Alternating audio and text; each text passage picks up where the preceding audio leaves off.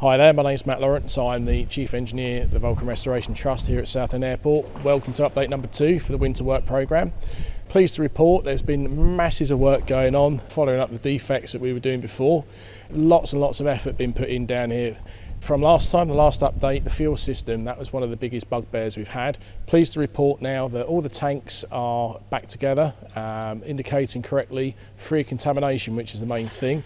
So that's 2, 3 and 6 port and starboard. They're working very well. The next thing we did was the air conditioning system. That's all been put back together now.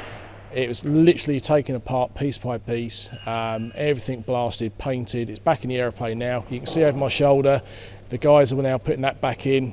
The fuel system, they're working on number 4 fuel tank at the moment. That's been drained. That hopefully they'll be inside the tank later on today.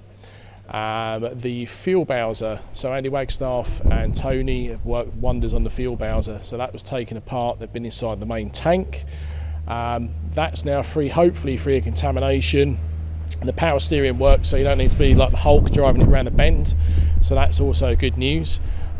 So once the chassis mounted fuel systems on number 3 and 4 have been taken off, number 3 being resealed because it's got an oil leak, number 4 being replaced because it had contamination inside it. All being well, in a couple of weeks we should be ready to put power in the aeroplane, run the engines, do some leak checking here, and then we'll be in a position, all being well, by the end of the month to take the aeroplane out and do some full power testing, which would be good news. We can report then on the 3rd update. So just to say down here, a massive thank you to all the volunteers that put their time and effort in down here. If you put it into man hours that were paid, it would be in the thousands upon thousands that are spent.